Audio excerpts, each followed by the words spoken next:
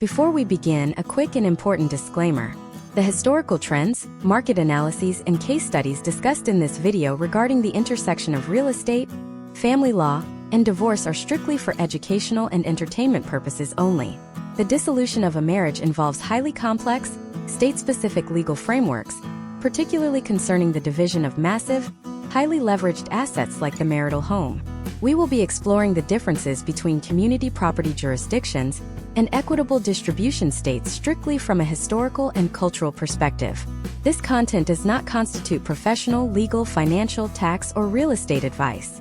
Real estate transactions executed under the duress of a legal separation carry severe implications for capital gains taxes, mortgage liability, credit preservation, and personal equity. Potential outcomes vary wildly depending on jurisdiction, individual financial standing, and the specifics of court orders. Therefore, you must conduct your own independent due diligence and consult with licensed, qualified professionals, including family law attorneys, certified public accountants, and local real estate experts, before making any financial or legal decisions regarding property during a marital dispute. Do not use the historical case studies presented here as a blueprint for your own financial or legal strategy. In the American real estate market, there is a multi-billion-dollar shadow industry that thrives almost entirely out of sight, yet it is utterly dependent on the collapse of the nuclear family. Right now, across the United States, roughly 1 in 2 marriages will end in divorce.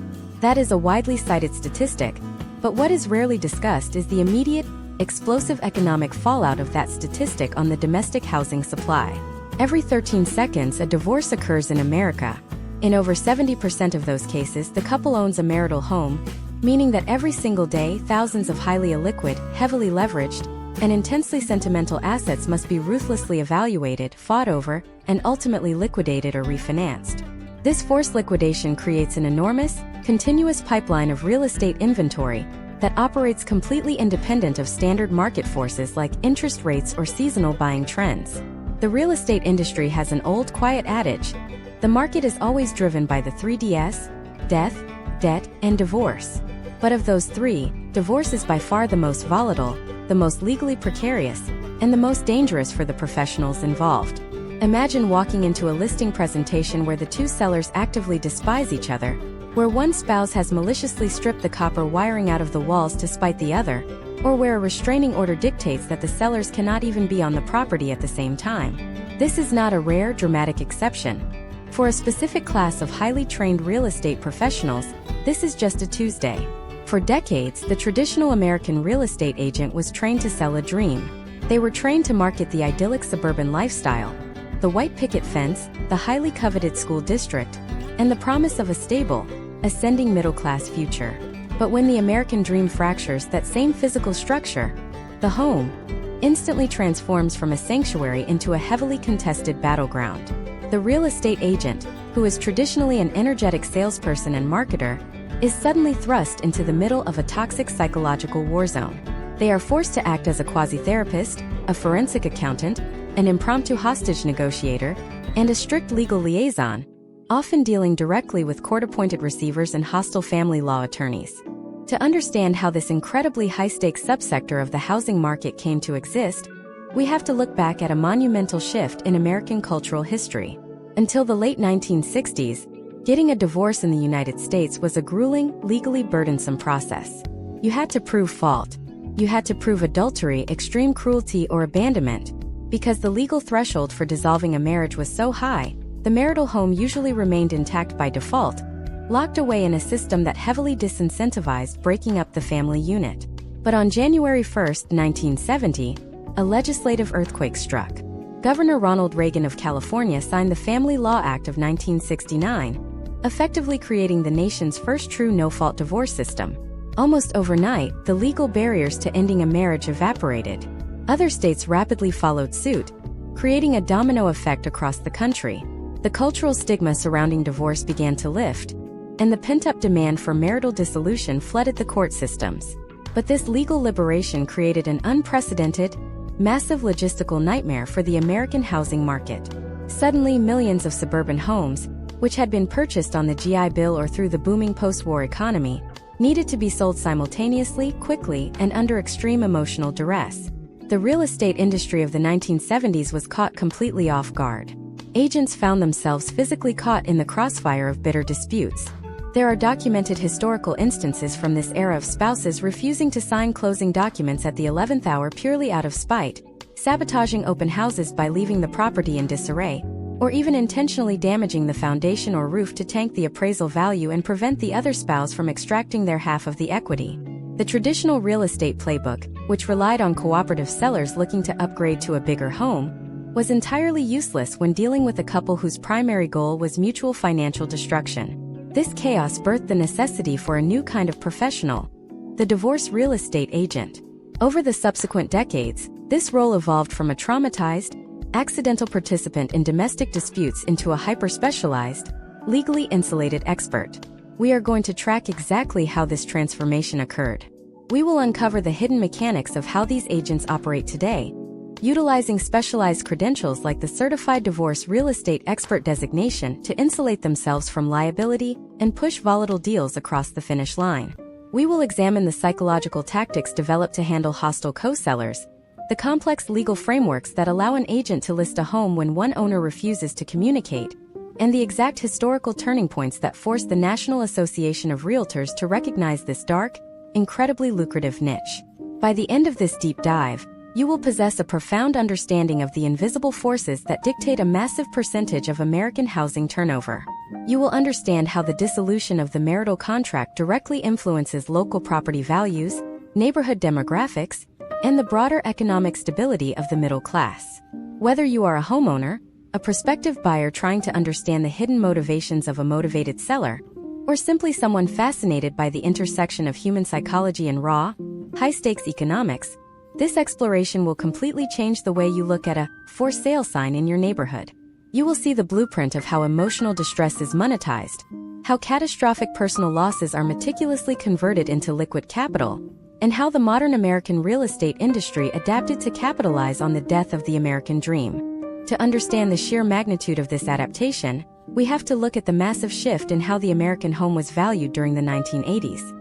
This decade was the era of asset inflation and the birth of the home as a financial instrument rather than just a place to reside. Before this, the marital home was a static asset.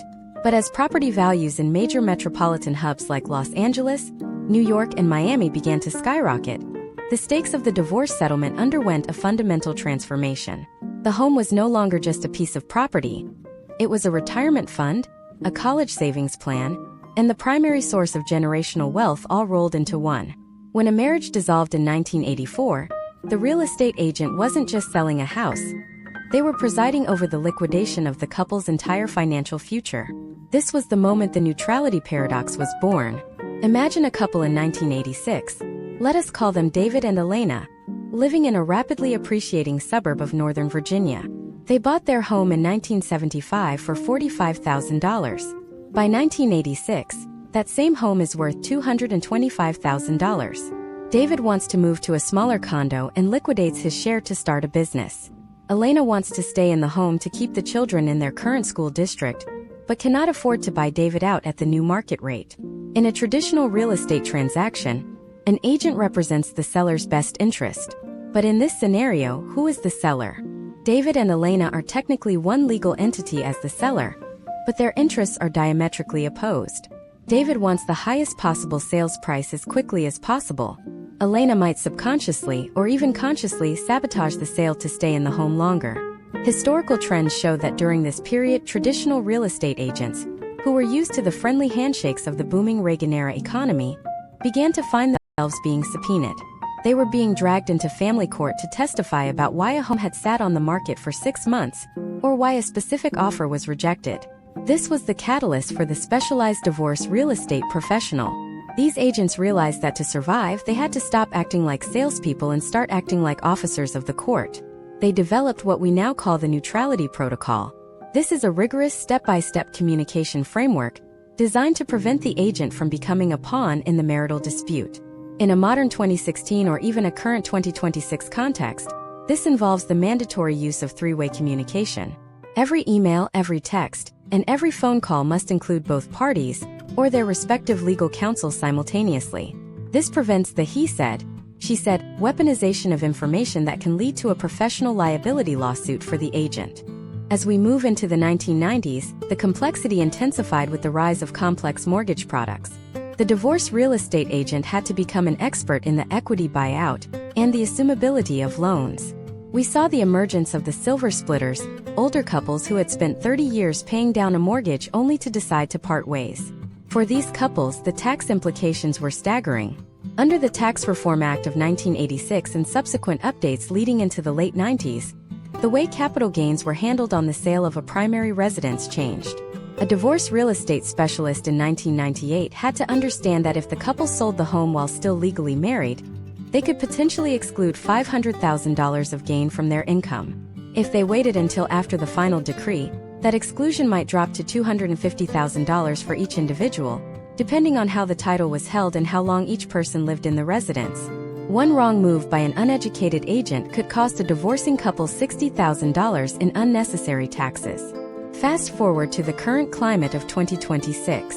The divorce real estate landscape has been hit by a phenomenon known as the golden handcuffs of the 3% mortgage. Imagine a couple, Michael and Sarah, who are filing for divorce today. They bought their home in 2021 with a mortgage rate of 2.9%. Their monthly payment is $2,000. If they sell that home and try to buy two separate smaller homes in the current 2026 market, where interest rates have stabilized at a much higher level, their individual payments for a smaller property could be double what they were paying for their large family home. This has created a historical anomaly where couples are choosing to remain co-owners of a property long after the divorce is finalized, or even continuing to live together in a nesting arrangement because the cost of liquidating the asset is too high. The divorce real estate agent of 2026 is no longer just a listing agent. They are a strategic consultant helping couples navigate these locked-in financial positions. They must work with specialized lenders who understand divorce-cleared financing, ensuring that one spouse can be removed from the original low-rate mortgage without triggering a due-on-sale clause or a total refinance that would destroy the couple's only remaining affordable housing option. This level of expertise requires a deep dive into the lease pendens, a formal notice of a pending legal action regarding the property. Historically, a lease pendens was a deal killer. Today, a specialized agent uses it as a tool to protect the equity from being drained by one spouse's individual creditors before the house can be sold. But there is an even darker side to this history that we have to address: the vandalism of spite. Case studies from the early 2000s, particularly leading up to the housing crash, show a terrifying trend of malicious neglect. When a spouse realizes they are losing the home they love, the psychological shift can lead to the physical destruction of the asset.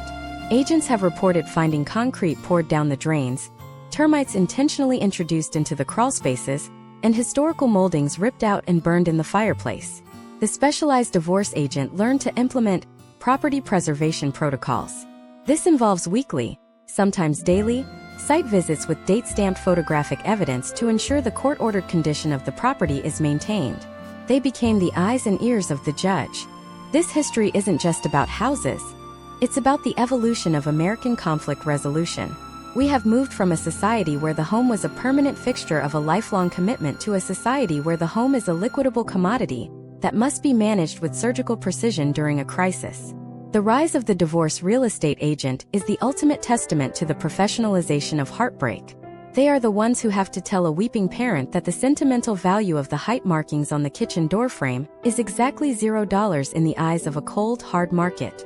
They are the ones who have to negotiate with a husband who is hiding in the basement and refusing to let photographers in, while simultaneously managing the expectations of a wife who has already signed a lease on a new apartment and needs the equity check to pay her security deposit. This brings us to a critical junction in our deep dive. While we have explored the financial and legal evolution of this role, we haven't yet touched on the most volatile element of the entire process: the hidden liens. In the next part, we are going to look at the forensic side of divorce real estate. We will see how secret debts, gambling manifestos, and undisclosed second mortgages can turn a simple home sale into a federal investigation. We will explore the title trap and how a single signature from 19 years ago can come back to haunt a seller in 2026, potentially wiping out their entire life savings in a matter of hours. The house always has secrets, and in a divorce, those secrets are usually expensive. Are you ready to see what happens when the title search reveals a past that neither spouse wanted the other to find? When a standard real estate transaction enters the escrow phase, the title search is typically a mundane bureaucratic formality. A title officer pulls the historical records of the property to ensure the seller actually owns the dirt and the structure, and to confirm that the eventual transfer of ownership will be clean and undisputed. But in the context of a fractured marriage, the title search completely sheds its routine nature and transforms into a ruthless forensic audit. For the specialized divorce real estate agent, the preliminary title report is the moment of truth where the financial reality of the marriage violently collides with the stories the spouses have been telling themselves, their attorneys, and the agent. The house acts as an inescapable financial ledger. Every unpaid debt, every secret loan, and every desperate financial maneuver eventually attaches itself to the physical property. Imagine a scenario unfolding right now in 2026. Meet Robert and Emily, an affluent couple residing in a highly desirable suburb of Chicago. They are navigating a hostile divorce and are ordered to sell the marital home they purchased in 2012. Emily has consulted her financial planner and anticipates a clean sale. Based on their original mortgage balance and the massive appreciation of the local housing market, she calculates they possess roughly $800,000 in equity, which will be split evenly to fund their separate futures. The divorce real estate agent lists the property, secures a fantastic buyer, and opens escrow. Then, the title report arrives and detonates Emily's entire financial reality. The report reveals a massive undisclosed encumbrance. A home equity line of credit for $300,000 fully drawn, taken out by Robert III when a standard real estate transaction begins. The title search is usually a mundane administrative formality, a simple box to check before moving toward the closing table. But in the specialized, high-stakes world of divorce real estate, pulling the preliminary title report is akin to sweeping an active minefield. The physical structure of a home might look immaculate. The landscaping could be perfectly manicured, the kitchen newly renovated, and the suburban facade entirely intact. However, the title of the property tells the true, unvarnished financial history of the marriage. A title is not merely a piece of paper establishing ownership, it is a permanent, legally binding ledger of every financial encumbrance, every unpaid contractor, every tax dispute, and every desperate borrowing attempt attached to that specific piece of land. In a divorce scenario, the real estate agent is often the very first person to uncover a devastating financial betrayal that has been hidden for years. To grasp how this forensic aspect of real estate became so critical, we have to look at the historical trends of consumer credit and home equity borrowing that began accelerating in the late 1990s. Prior to this era of financial deregulation, extracting cash from a home was a rigorous, highly documented process that almost always required the explicit, in-person consent of both spouses. But as the lending industry evolved, introducing rapid approval home equity lines of credit and aggressively marketing the marital home as a liquid ATM, the safeguards eroded. Case studies from the early 2000s reveal a terrifying pattern where one spouse, driven by undisclosed gambling addictions, failing business ventures, or hidden lifestyle expenses, could secretly leverage the family home to the absolute brink of foreclosure. They would forge signatures, route the mail to private post office boxes to hide the statements, and quietly drain hundreds of thousands of dollars of equity, while the other spouse remained blissfully unaware. Imagine a highly successful couple in the year 2026. Let us call them Marcus and Chloe, who are initiating a highly contentious divorce in a wealthy suburb of Chicago. Chloe believes they possess roughly $800,000 in unencumbered equity. She has already mentally allocated her $400,000 share to purchase a new townhome and secure a fresh start for their children. The divorce real estate agent takes the listing, enforces the strict neutrality protocols we discussed earlier, and orders the preliminary title report from the escrow company. 48 hours later, the report arrives and it is a bloodbath. The agent discovers a $200,000 secret second mortgage that Marcus took out 3 years prior to fund a failing tech startup. But it does not stop there. There is a $50,000 mechanics lien from a contractor who was never paid for a basement remodel, and a massive catastrophic judgment lien from the Internal Revenue Service for unpaid payroll taxes connected to Marcus's business. In a single afternoon, Chloe's anticipated $400,000 lifeline completely evaporates. The house is effectively underwater, entirely consumed by hidden debts. This is the moment the divorce real estate agent must transition from a property marketer into a crisis manager. They cannot simply hand this explosive document to Chloe and step back. Because of their fiduciary duty and the highly volatile nature of the transaction, The agent must orchestrate a coordinated disclosure with the family law attorneys representing both parties. Potential outcomes in this scenario are highly precarious. The revelation of hidden debt often obliterates whatever fragile cooperation existed between the sellers. The betrayed spouse will immediately demand that the debts be entirely assigned to the offending spouse's side of the settlement ledger. But the harsh reality of real estate law is that the creditors do not care about the divorce decree. To a title insurance underwriter, a lien attached to the property must be satisfied before the home can be legally transferred to a new buyer. The specialized agent must now engage in a brutal, highly complex process of triage, known as clearing the title cloud. They must work directly with title officers to verify the legitimacy of every single judgment.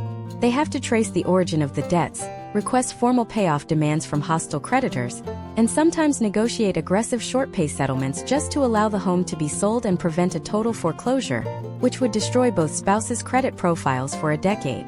The agent must understand the granular differences between a voluntary lien, like a mortgage, and an involuntary lien, like a court judgment stemming from an unpaid credit card or a recent, heavily leveraged cryptocurrency loss that triggered a lawsuit. In many jurisdictions, the moment a creditor wins a lawsuit against one spouse, that judgment automatically attaches to any real property owned by that individual in the county, instantly turning a personal financial failure into a severe real estate crisis. Furthermore, historical trends demonstrate that the longer a divorce drags on, the more dangerous the title becomes. Agents call this the title trap. A preliminary report might be completely clean in January, but if the couple spends 9 months fighting over custody and draining their liquid cash reserves to pay legal fees, they might stop paying their property taxes or their homeowners association dues. By October, when they finally agree to list the house, new liens have quietly attached themselves to the property. A highly trained divorce real estate expert will actively monitor the title throughout the entire life cycle of the listing, pulling updated reports to ensure no surprise encumbrances derail the transaction at the closing table. They must legally ring-fence the property, sometimes recommending that the court appoint a receiver to take absolute control of the asset to prevent either spouse from taking out predatory, last-minute loans against the remaining equity just to spite the other. This forensic excavation of the couple's financial past requires a level of emotional detachment and technical proficiency that traditional real estate training completely ignores. The agent is forced to deliver life-altering, catastrophic financial news to people who are already experiencing the worst emotional trauma of their lives. They must maintain strict professional boundaries while explaining that the legal mechanics of title insurance completely supersede any verbal agreements or perceived fairness in the divorce settlement. The math is cold, the creditors are ruthless, and the equity is often a mirage. But uncovering the hidden financial sabotage is only the first hurdle. Once the title is finally cleared, the debts are tallied, and the legal framework is established, the agent must confront a completely different type of warfare. They must actually physically prepare the house for the market. And what happens when the hidden sabotage is no longer confined to the paperwork, but manifests in the physical destruction of the home itself? What is the protocol when a seller absolutely refuses to leave the property, intentionally terrorizes potential buyers, and turns the sacred ritual of the open house into a theater for psychological revenge? To understand this protocol, we must first examine the psychological archetype known in the divorce real estate industry as the hostile in-spouse. In the vast majority of marital dissolutions involving property, one individual typically vacates the premises to establish a separate residence, while the other remains behind to maintain the property and provide stability for any children. The individual who remains is the in-spouse, and the individual who leaves is the out-spouse. For a highly cooperative couple, this is merely a logistical arrangement. But in a highly contested divorce, the physical structure of the home transforms into the in-spouse fortress. The out-spouse desperately needs the property to sell quickly and at the highest possible price to extract their half of the equity and fund their new separate life. Conversely, the hostile in-spouse quickly realizes that their most powerful leverage in the entire divorce negotiation is the sheer inertia of the real estate process. If the house does not sell, they do not have to move, their reality does not have to change, and they can actively deny the out-spouse their liquid capital. Historical trends from the 1990s demonstrate that traditional real estate agents were completely unequipped to handle this dynamic. An agent would call the house, politely ask the seller to step out for an hour so a buyer could tour the property, and simply hope for the best. When the seller refused, the agent had no recourse. But as the American housing market exploded in value and the financial stakes of divorce grew astronomical, specialized professionals had to develop an ironclad methodology to counteract active seller sabotage. Imagine a scenario unfolding right now in 2026. Meet Sarah and David, a couple navigating a bitter separation in a highly competitive market like Austin, Texas. David is the outspouse, Sarah is the in-spouse, and a family court judge has ordered her to cooperate fully with the sale of the home. On paper, and in the presence of her attorney, Sarah agrees to be entirely cooperative. In reality, she immediately engages in a systematic, highly deniable campaign of psychological warfare against the listing agent and any potential buyers. When the specialized divorce real estate agent schedules the first weekend open house, Sarah does not explicitly refuse to allow it. Overt refusal would violate the court order. Instead, she utilizes the environment itself as a weapon. Case studies from specialized agents highlight an astonishing array of tactics used to repel buyers. An hour before the open house begins, Sarah might decide to cook an extremely pungent meal, heavily boiling cabbage or frying heavily spiced fish, intentionally saturating the carpets and curtains with an overwhelming odor that will instantly turn away prospective buyers. She might adjust the thermostat to 85 degrees in the dead of the Texas summer, making the home physically unbearable to tour. She might leave highly intimidating or deeply personal items perfectly visible on the kitchen counter, such as aggressive legal correspondence from her attorney, creating an atmosphere of intense hostility that makes buyers feel like they are trespassing in a war zone. When the agent attempts to show the primary bedroom, they might find that Sarah has barricaded the door from the inside and claims she is suffering from a sudden, highly contagious illness. To combat this, the modern divorce real estate expert relies on a critical legal instrument known as a heavily modified court-ordered listing agreement. Unlike a standard contract between a willing seller and a broker, this specific document is explicitly designed to preempt and penalize sabotage. The specialized agent works directly with the family law attorneys to embed strict, non-negotiable showing windows into the actual court decree. The order will explicitly state that the property must be available for showings every Tuesday and Thursday between 4 and 6 in the evening, and Saturday from noon to 4. Furthermore, it will stipulate that the in-spouse must physically vacate the premises by a minimum radius of 500 feet during these exact windows. If Sarah violates this order, the real estate agent does not argue with her on the front porch. The agent calmly documents the refusal, immediately notifies both attorneys, and Sarah faces potential outcomes including a formal contempt of court charge. More importantly, the judge can order a financial penalty known as sanctions, which directly reduces Sarah's final equity payout for every day she delays the sale.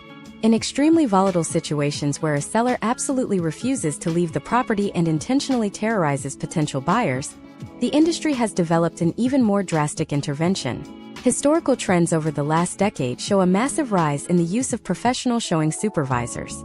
These are neutral third parties, frequently off-duty law enforcement officers or court-appointed guardians, who physically arrive at the property a full hour before the showing window begins. Their mandate is to ensure the home is in the required condition, verify the hostile in-spouse has actually left the premises, and remain on site to guarantee the safety of the buyers and the real estate agent. The cost of this specialized security is typically billed directly to the escrow account and deducted exclusively from the uncooperative spouse's share of the proceeds. This level of rigorous intervention transforms a routine suburban real estate transaction into a highly orchestrated, heavily monitored legal operation. The physical preparation of the home also extends to the grueling process of staging and decluttering, which becomes a profound psychological battleground. In a standard sale, sellers pack away personal photographs to neutralize the space. In a divorce, asking the in-spouse to remove family portraits is a massive psychological trigger. It forces them to visually erase the history of their marriage and acknowledge the death of their family unit before they are emotionally prepared to do so. The specialized agent must navigate this profound grief with extreme care, offering step-by-step guidance on how to depersonalize the space without escalating the conflict. However, the outspouse can be equally destructive. The outspouse might refuse to remove their extensive collection of heavy machinery from the garage or their discarded furniture from the basement, purposefully making the property look cramped and unappealing to sabotage the in-spouse living conditions. The agent must secure an explicit agreement on a mandatory trash-out date, complete with authorized junk removal services that will bypass both spouses entirely and clear the property if they fail to meet the deadline. Eventually, the physical environment of the home is subdued through legal force, strict boundaries, and meticulous oversight. The agent successfully forces the house onto the market, the buyers tour the property without incident, and miraculously, a strong offer is accepted. The hostile in-spouse is legally compelled to sign the purchase agreement, and the out-spouse finally sees the finish line. It feels as though the absolute worst of the crisis has passed. But the terrifying reality is that the most dangerous financial trap of the entire divorce real estate process has not even been sprung yet. The purchase price written on the contract means absolutely nothing until it survives the unforgiving scrutiny of a neutral third party, who holds the unilateral power to destroy the entire settlement with a single document. What happens when the out-spouse secretly contacts the bank's appraiser to manipulate the valuation? How does an agent prevent the catastrophic fallout of a low appraisal designed to let one spouse buy out the other for pennies on the dollar? The battle over the true value of the American home is about to begin, and the math is anything but objective. To the untrained eye, a real estate appraisal appears to be a bulletproof mathematical formula. It looks like a definitive scientific calculation of exactly what a physical structure and the land beneath it are worth at a specific moment in time. But historical trends in the housing market dictate that an appraisal is never a rigid fact. It is a highly educated, heavily regulated professional opinion. And in the volatile arena of a marital dissolution, any process that relies on human opinion immediately becomes a weapon. When a couple decides to sell a home to a third party, their interests are temporarily aligned. They both want the highest possible appraisal to justify the contract price to the buyer lenders. However, when one spouse intends to keep the marital home and buy out the other spouse's equity, their financial incentives violently diverge, creating one of the most toxic conflicts in the entire real estate industry. Imagine a scenario playing out in the current year of 2026. Consider a couple named Jessica and Michael, going through a heavily litigated separation in the affluent suburbs of Atlanta, Georgia. Jessica is the in-spouse. She wants to retain ownership of the property, keep their children in the local school district, and refinance the mortgage solely into her name. To do this, she must pay Michael 50% of the home's current equity. Therefore, it is in Jessica's absolute best financial interest for the home to appraise for as little money as legally possible. If the home is valued at $800,000, she owes Michael a massive sum. If her legal team can successfully argue the home is only worth $600,000, she saves a fortune in the buyout. Michael, conversely, is the out-spouse moving into a completely new life. He desperately needs that valuation to come in as high as possible to maximize his liquid cash payout. This directly opposing incentive structure fundamentally breaks the traditional appraisal process. In a standard real estate transaction governed by the post-2008 Dodd-Frank financial regulations, a bank orders an appraisal through a blind third-party management company to prevent undue influence. But in a divorce buyout, the couple or their family law attorneys are often hiring private appraisers directly. Case studies from the past 2 decades reveal a terrifying phenomenon known as the dual appraisal war. Jessica's attorney hires an appraiser who specializes in conservative valuations. During the walkthrough, Jessica meticulously points out every single invisible flaw in the house. She highlights a microscopic crack in the foundation, provides out-of-date quotes for a full roof replacement, and emphasizes how the local zoning laws negatively impact the property lines. Her appraiser submits a report validating her low valuation. Simultaneously, Michael's attorney hires a different appraiser known for aggressive, top-of-the-market valuations. Michael provides this appraiser with a curated list of comparable sales, exclusively focusing on recently renovated, premium properties located a few streets over, completely ignoring the fact that their own kitchen has not been updated since 2010. Michael's appraiser submits a report that is $200,000 higher than Jessica's report. The math is completely subjective, the data has been weaponized by both sides, and the entire divorce settlement is instantly deadlocked. This is precisely where the specialized divorce real estate agent is forced to step in, acting not as a salesperson, but as an undisputed forensic market expert. The agent must navigate this crisis by utilizing a strategy known as the defensive comparable analysis. They cannot perform the appraisal themselves, but they possess the real-time market data that the appraisers rely on. Long before the first appraiser even sets foot on the property, the divorce real estate expert prepares an exhaustive, heavily documented binder of data. This is not a standard automated valuation model you find on consumer real estate websites. This is a granular, deeply researched dossier that includes potential outcomes based on active listings, pending sales, and historical neighborhood data. The agent forces both attorneys to agree to a neutral baseline of facts regarding the property's condition and square footage. They act as the objective anchor in a sea of manipulated opinions. Furthermore, the agent must physically police the appraisal appointment to prevent active sabotage. Historical trends show that a hostile in-spouse will go to astonishing lengths to artificially tank a property's value right before the appraiser arrives. Agents have reported arriving at a home to find the seller has intentionally flooded the basement with a garden hose just hours prior, or temporarily removed expensive stainless steel appliances and replaced them with broken, rusted units to make the kitchen look dilapidated. The specialized agent arrives early to ensure the home is exactly as it was mandated to be by the court order. They shadow the appraiser through every room, ensuring that the in-spouse is not actively whispering exaggerated tales of toxic mold or failing plumbing into the appraiser's ear. When the dual appraisal war cannot be resolved, the legal framework usually mandates a tiebreaker. The judge will order a third, entirely neutral appraiser to evaluate the property, or the court will simply average the two conflicting reports. But this extended warfare comes at a devastating cost. The months spent fighting over the theoretical value of the home inevitably drain the actual liquid assets of the couple, as they continue to pay exorbitant hourly rates to attorneys, paralegals, and the appraisers themselves. The very equity they are fighting to protect is being slowly bled dry by the machinery of the conflict. Eventually, a definitive number is established. The court slams the gavel, the true value of the American home is legally declared, and if a buyout is impossible, the home is finally pushed onto the open market to be sold to a neutral third party. The buyers submit an offer, the contract is signed, and the finish line seems incredibly close. But establishing the value on paper is completely different from surviving the physical reality of the transfer. The theoretical math is settled, but the physical structure of the house is about to be placed under a microscope by the most dangerous participant in the entire transaction. What happens when the buyer hires a private home inspector who uncovers decades of unpermitted renovations, hidden structural failures, and deliberate, vindictive destruction that was entirely missed by the appraisers? The real nightmare is not what the house is worth, but what it will cost to fix the secrets buried behind the drywall. The transition from the theoretical valuation of an appraisal to the physical reality of a home inspection is the moment a divorce real estate transaction often shifts from a financial dispute into a structural nightmare. To understand why this phase is so extraordinarily dangerous, you have to understand the fundamental difference between an appraiser and a home inspector. An appraiser is hired to protect the bank by confirming the house is worth the loan amount. They are looking at market-comparable sales and surface-level conditions. A home inspector, however, is hired by the buyer to actively search for liability. They are the forensic pathologists of real estate.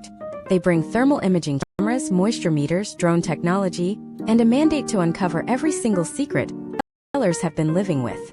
And in the context of a fractured marriage, those secrets are consistently devastating. Historical trends indicate an undeniable correlation between the emotional decay of a marriage and the physical decay of a marital home.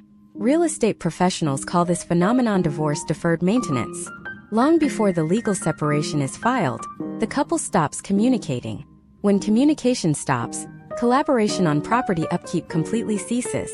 A slow plumbing leak under the guest bathroom sink is ignored because the spouses are too busy fighting in mediation to call a plumber. The HVAC filters go unchanged for 3 years. The gutters fill with debris, causing water to pool against the foundation.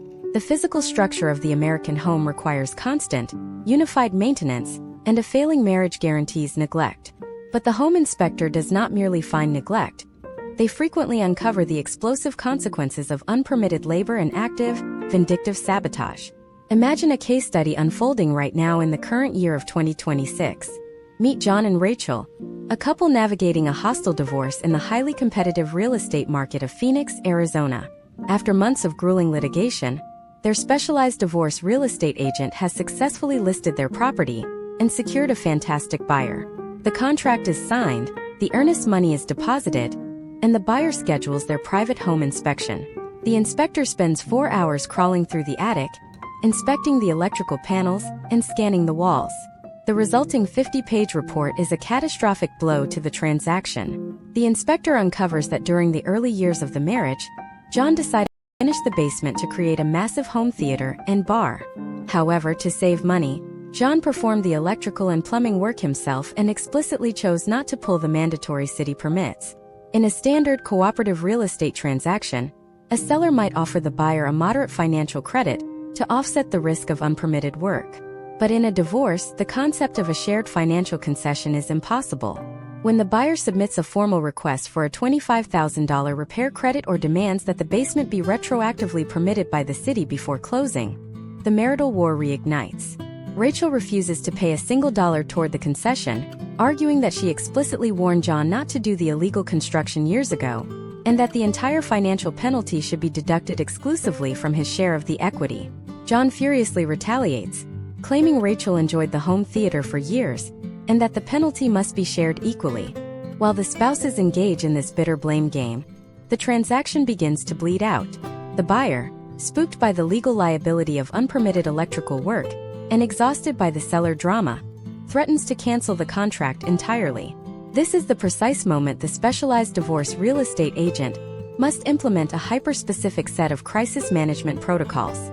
If the buyer walks away, the home goes back on the active market as a stigmatized property. The days on market count increases, the history of the failed escrow becomes a public red flag to all future buyers, and the subsequent offers will be ruthlessly lowballed. The agent must prevent the cancellation at all costs, but they cannot force John and Rachel to agree on who pays for the mistake. To salvage the deal, the expert agent utilizes a complex mechanism known as a targeted seller concession via escrow holdback. The agent bypasses the emotional argument between John and Rachel entirely and works directly with their respective family law attorneys. The agent proposes that instead of John or Rachel writing a check out of pocket to fix the basement, the title company will agree to hold back $30,000 from the final, total proceeds of the sale. The home will close, the buyer will take possession, and the title company will use those frozen funds to pay licensed contractors directly to complete the required permitting and repairs. Only after the city signs off will the remaining balance be distributed. But the strategic brilliance of this protocol lies in how the liability is temporarily suspended. The agent advises the attorneys to finalize the real estate transaction first, converting the highly illiquid house into liquid cash held safely in a neutral trust account.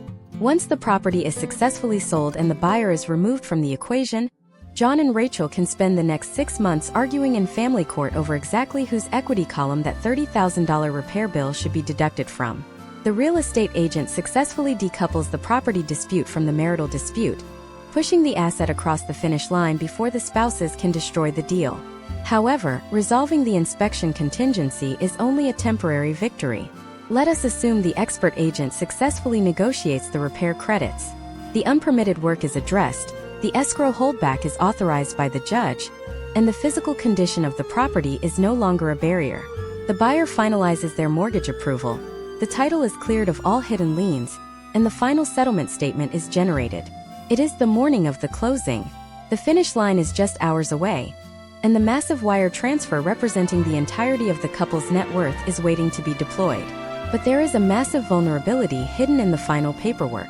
What happens when the distribution of that massive wire transfer becomes the ultimate weapon? What happens when one spouse sits down at the closing table, realizes the final settlement sheet leaves them completely financially exposed, and physically refuses to sign the closing documents, holding the entire multi-million-dollar transaction hostage just hours before the keys are supposed to be handed over? The closing table is traditionally a place of celebration in the American real estate narrative.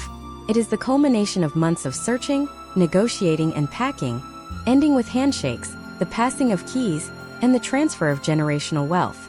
But in the specialized subsector of divorce real estate, the closing table is frequently the site of the most volatile and dangerous psychological breakdown of the entire transaction. The reason for this localized crisis comes down to a single, heavily regulated financial document known as the closing disclosure, or the settlement statement.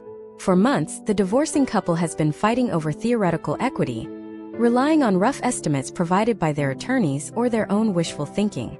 But when they sit down to sign the final transfer of the deed, the escrow officer presents them with a legally binding ledger that accounts for every single penny of the transaction down to the cent. This document subtracts the remaining mortgage balance, the real estate agent commissions, the local transfer taxes, the escrow fees, and crucially, all the hidden debts, liens, and repair holdbacks we discussed previously. For many spouses, Staring at the final settlement statement is the exact moment the devastating financial reality of the divorce pierces their emotional armor. Imagine a case study taking place right now in the current year of 2026. We will follow a couple, Mark and Lisa, finalizing their divorce in Seattle, Washington. They are selling a $1.5 million Craftsman home. Lisa has spent the last year of litigation aggressively protecting what she calculated to be a guaranteed $500,000 payout, which she desperately needs to purchase a smaller townhome and secure a stable environment for her children. But as she reviews the closing disclosure on a Tuesday morning, she sees the brutal math of the compromise transaction. After the deductions for Mark's secret credit card liens, the mandatory city permits for unapproved plumbing work, and the exorbitant legal fees that have been attached to the escrow account, her actual net payout has plummeted to $180,000. In that localized moment of pure panic and grief, Lisa realizes that signing her name on the deed transfer means accepting a drastically downgraded financial future. The physical pen in her hand feels like a weapon aimed at her own survival. So she simply puts the pen down, refuses to sign, and walks out of the title office. This refusal immediately triggers a catastrophic chain reaction that threatens to destroy everyone involved. The buyers of the Seattle home are not a theoretical concept. They are a real family whose moving truck is currently idling in the driveway of the property, their own previous lease having expired that morning.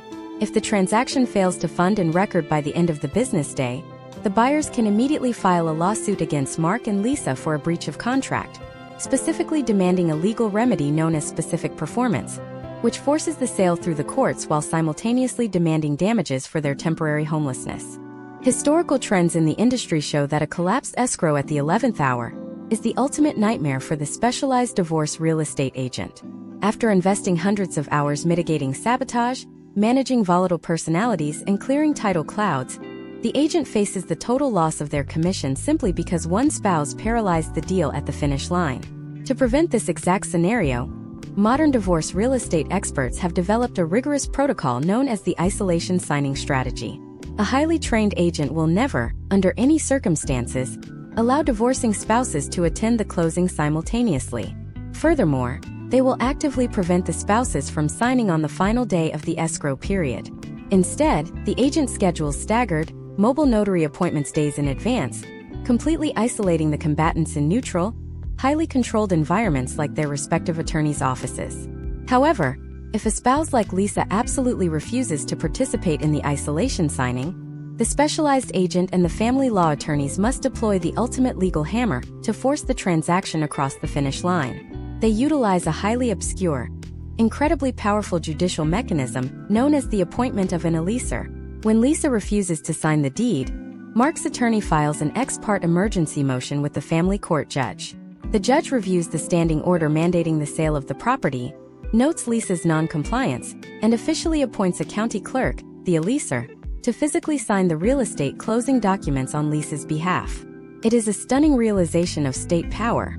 The local government effectively reaches into the transaction, bypasses the dissenting owner entirely, executes the transfer of the title, and liquidates the asset against the owner's active physical resistance.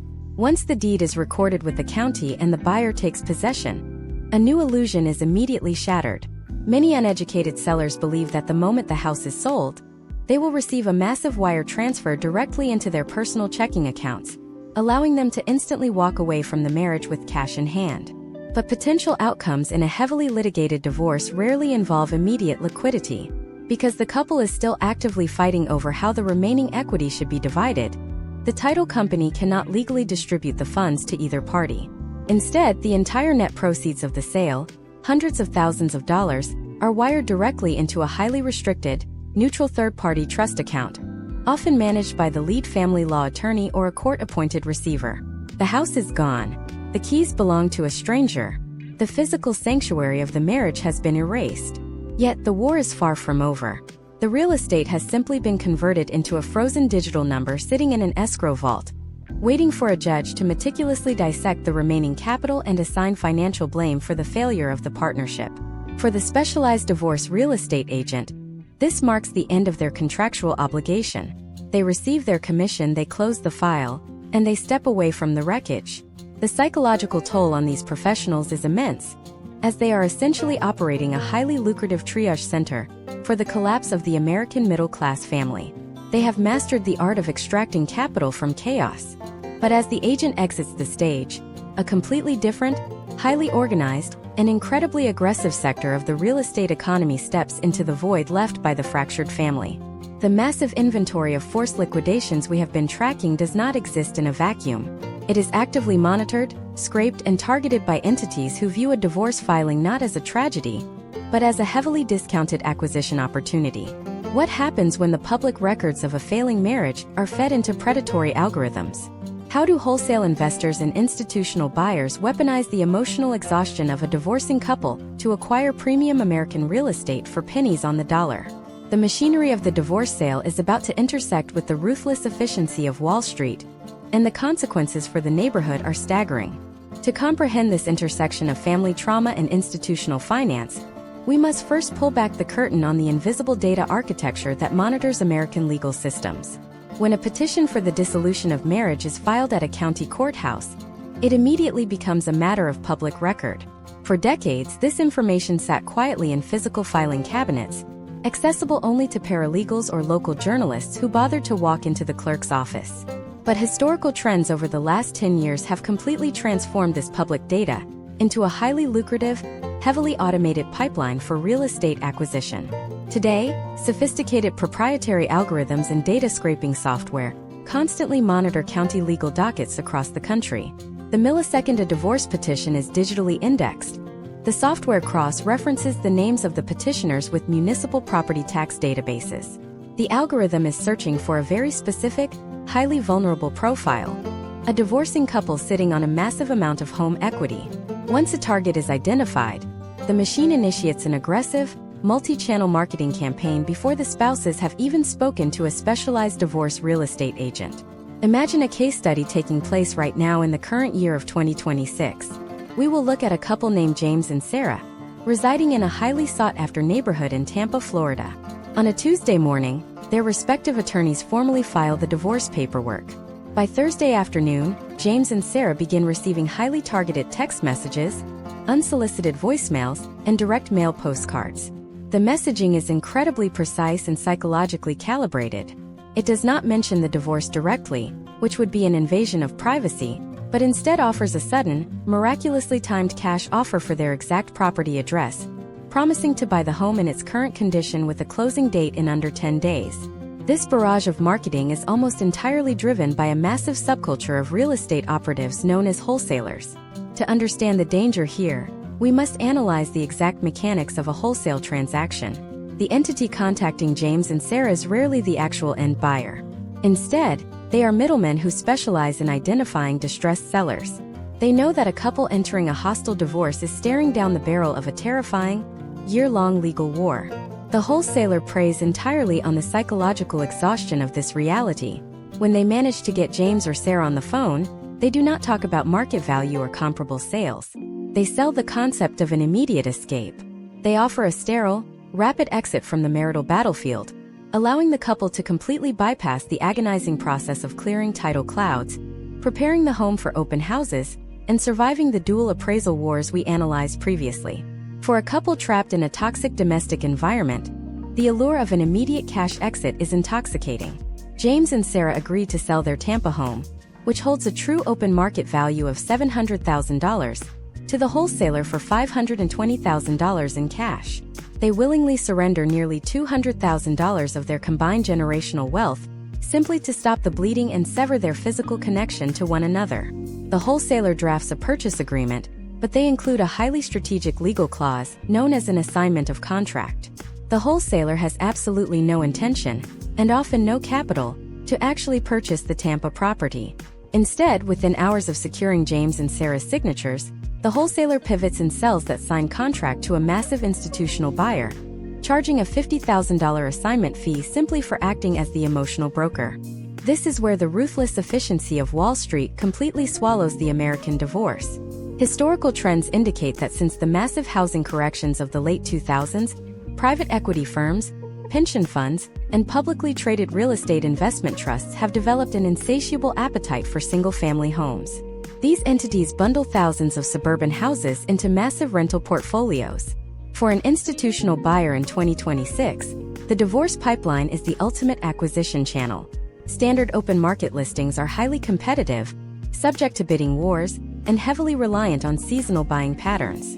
But the divorce market is constant, completely detached from mortgage interest rates, and inherently discounted due to the seller's urgent need for liquidity. When the institutional buyer takes over the contract from the wholesaler and officially closes on James and Sarah's home, the physical and economic landscape of the neighborhood is permanently altered. The specialized divorce real estate agent, who acts as a fiduciary to protect the equity of the divorcing couple, has been completely circumvented.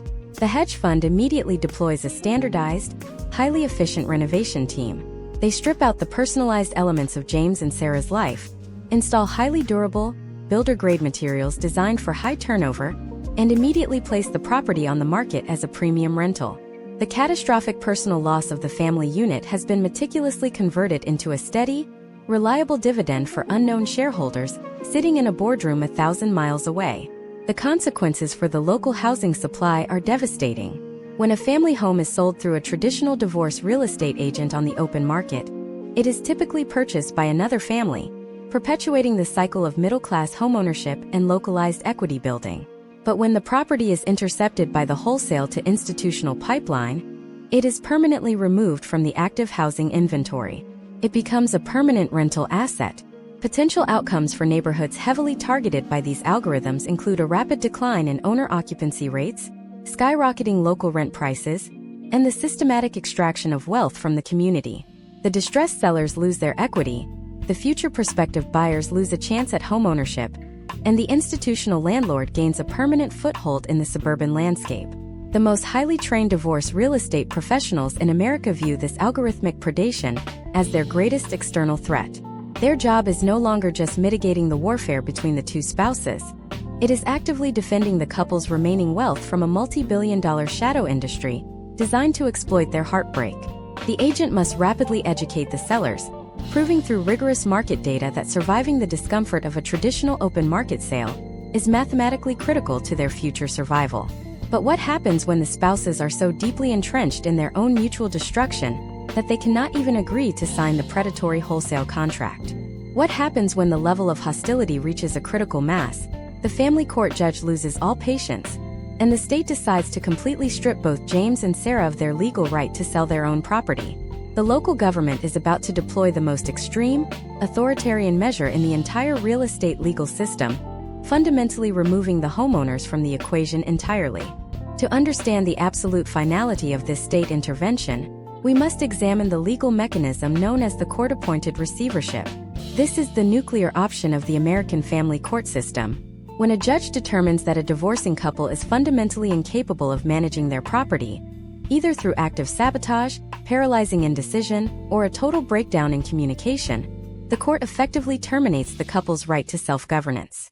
In this scenario, the judge appoints a neutral third party, known as a receiver, who is granted the supreme legal authority to take physical possession of the asset, manage its maintenance, list it for sale, and execute all closing documents without the consent of the owners. Historically, receiverships were reserved for massive corporate bankruptcies or crumbling commercial estates, but historical trends over the last decade show a significant surge in their application to high-value residential real estate during contentious divorces. Imagine a case study unfolding in the current year of 2026. We will look at a couple named Alexander and Sophia, who own a $4 million mid-century modern architectural masterpiece in the hills of Boulder, Colorado. They have been embroiled in litigation for 18 months. Alexander has already moved to a different state, while Sophia remains in the home. The property has sat on the market for 3 different listing cycles. Each time a specialized divorce real estate agent secured a qualified buyer, the deal was intentionally detonated by one of the spouses. Alexander would refuse to sign the repair addendums, or Sophia would refuse to allow the buyer's appraiser to enter the home. The lawn has turned brown, the high-end HVAC system is failing, and the local county has issued multiple citations for code violations. The equity in the home is being systematically incinerated by neglect and ongoing legal fees. Fed up with the constant motions and countermotions, the presiding judge issues a decree for the appointment of a receiver. This is the moment the state officially seizes control. Within 24 hours of the order, the receiver, who is often an experienced real estate attorney or a high-level real estate specialist, arrives at the Boulder property. They do not arrive to negotiate. They arrive with a locksmith and a copy of the court order.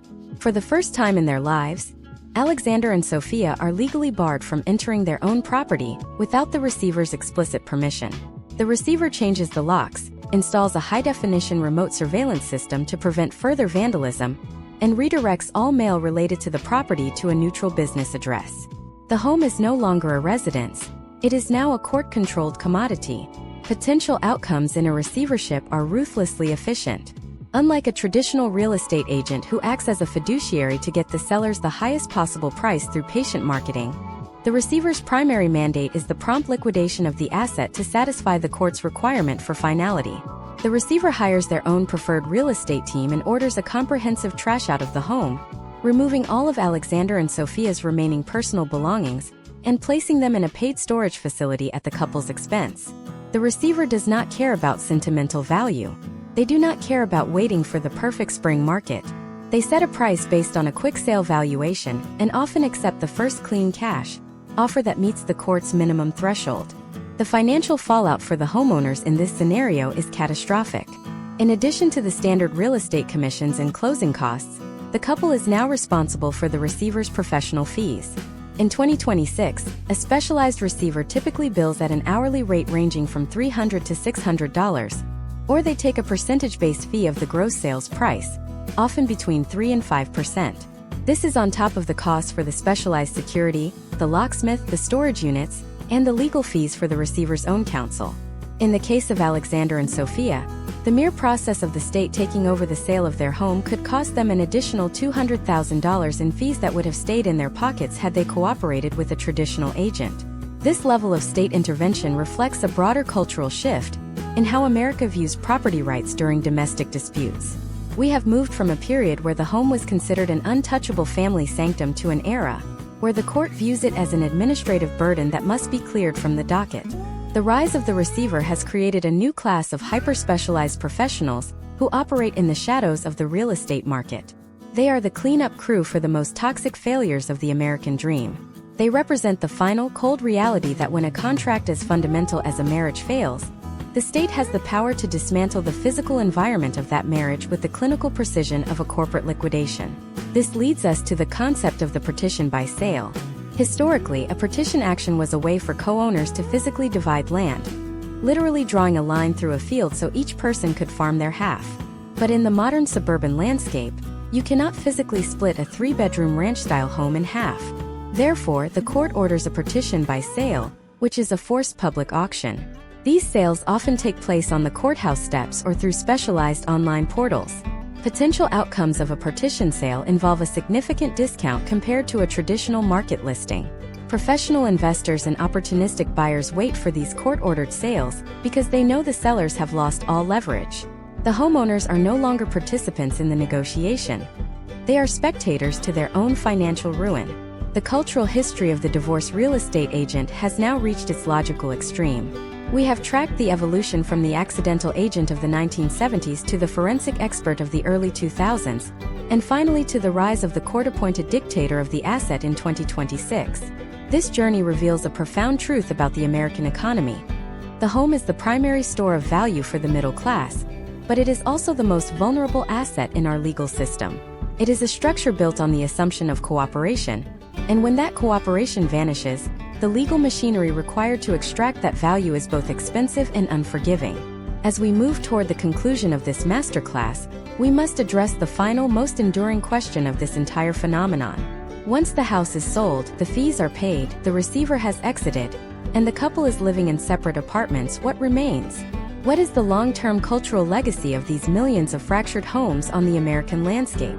We are about to look at the second-order effects of the divorce real estate industry, how it reshapes entire neighborhoods, how it influences the way the next generation views homeownership, and the shocking truth about what actually happens to the height markings on the doorframes when the bulldozers of progress arrive.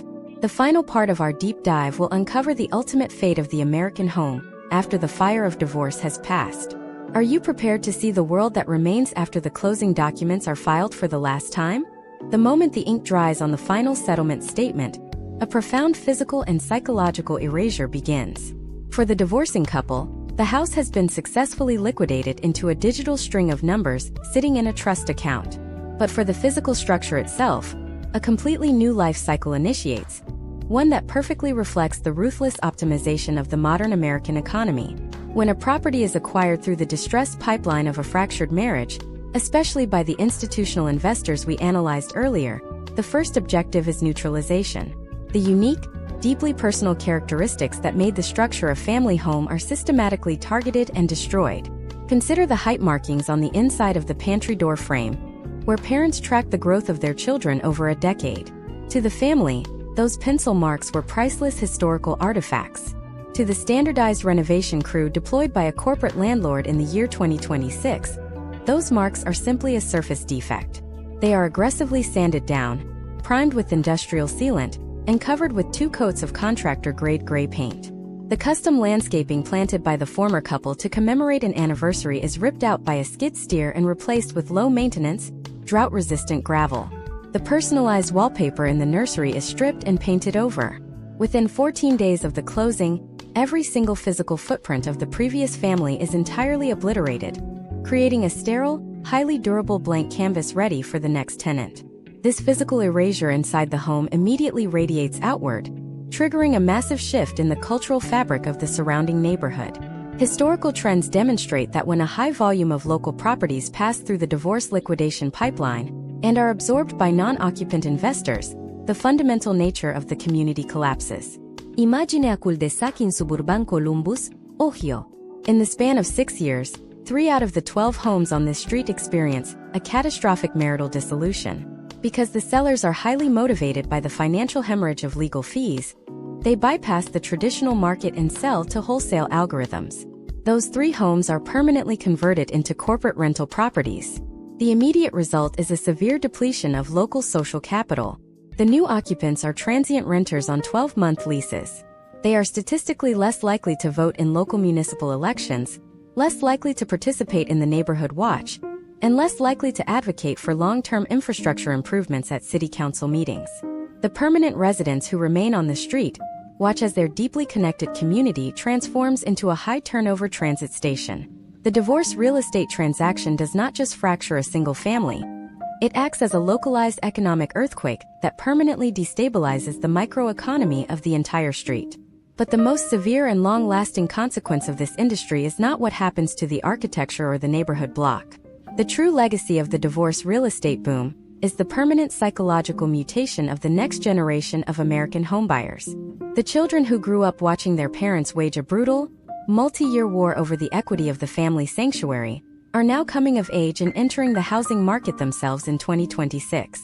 They have been traumatized by the weaponization of the 30-year fixed mortgage. They witness firsthand how a jointly owned asset can become a financial prison. Because of this, their entire approach to homeownership has shifted from emotional nesting to paranoid risk mitigation. Let us examine a case study of a young professional named Liam, operating in the current real estate market of Denver, Colorado. Liam is 30 years old, engaged to be married, and preparing to purchase his first home with his fiancée. But Liam is a child of the divorce real estate pipeline. He watched a court-appointed receiver physically lock his mother out of her own home a decade ago. Therefore, Liam refuses to view his new home as a romantic symbol of his impending marriage. Instead, he treats the purchase entirely like a hostile corporate merger. Before the property is even placed under contract, Liam and his fiancée hire independent legal counsel to draft a highly granular real estate operating agreement. They do not hold the title as joint tenants with the right of survivorship, which is the traditional marital standard. Instead, they form a specialized limited liability company to purchase the property. Their operating agreement explicitly dictates exactly what will happen to the asset if the relationship dissolves. It includes pre-negotiated buyout formulas, mandatory appraisal guidelines, and a strict timeline for liquidation that completely bypasses the jurisdiction of a family court judge. For this new generation, the American dream of homeownership has been completely stripped of its sentimentality. The home is no longer viewed as a permanent emotional sanctuary. It is viewed as a highly volatile, highly leveraged financial liability that must be heavily regulated from the moment of inception. The cultural concept of the forever home is effectively dead, replaced by the strategic exit plan. And at the absolute center of this massive cultural shift stands the specialized divorce real estate agent. They are the architects of this transition. They are the professionals who absorbed the highest concentrations of human misery and figured out how to safely extract the capital buried underneath it. They operate as the undertakers of the traditional family unit, performing the necessary, technical, and emotionally grueling labor of dismantling the past so that the capital can flow freely into the future. They have turned the death of the American dream into one of the most sophisticated, insulated, and economically vital subsectors of the modern financial system. Yet, as these agents perfect the art of the distressed sale, a new, entirely invisible force is quietly beginning to map the interior lives of American couples long before a divorce attorney is ever called. We have seen how algorithms scrape public records the moment a legal petition is filed. But what happens when the technology stops waiting for the paperwork? In our next investigation, we are going to dive into the terrifying frontier of predictive domestic data. How are massive real estate conglomerates purchasing metadata from smart thermostats, voice assistants, and connected security cameras to identify marital distress based on changing sleep patterns and elevated vocal stress? The race to acquire the American home is no longer about reacting to a divorce.